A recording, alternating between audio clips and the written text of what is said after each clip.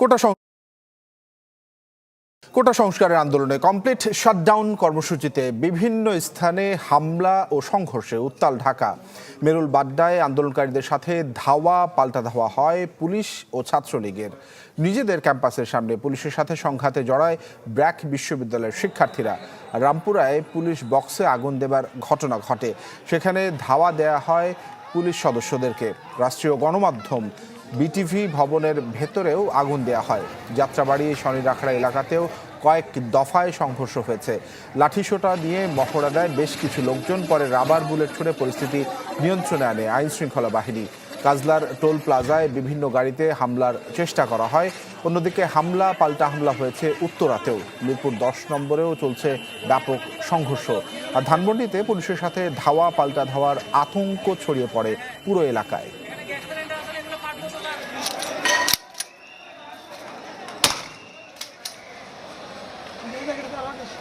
Police আমাদের দিকে tear shell ছুটতেছে, আমাদের দিকে গুলি ছুটতেছে। আপনার ভিডিও লাগবে, প্রুফ লাগবে, নিজের মুখে আজকে টিয়ার সেল খাইলাম। ছাত্রদের জন্য পুলিশকে নিরাপত্তা রাখছে।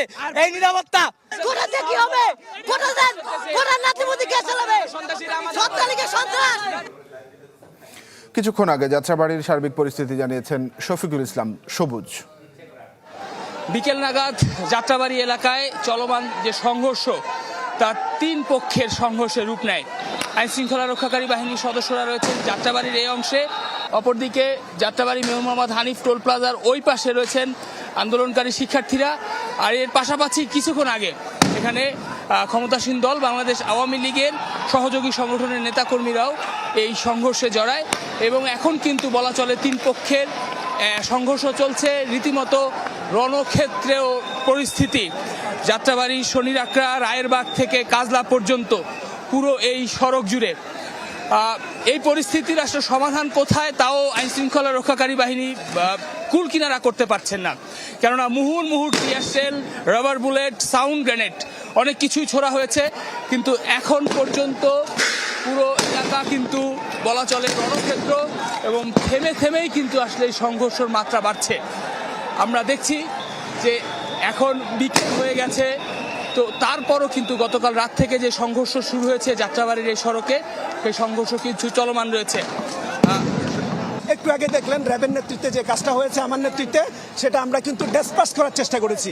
আমরা চাই যে এর মধ্যে তারা ক্ষান্ত হবে এবং যারা উত্তেজিত জনতা আছে তারা তাদের জীবন এবং তার রাষ্ট্রীয় সম্পদের ক্ষতি না করে তারা ঘরে ফিরে যাবেন, এটা আমাদের প্রত্যাশা।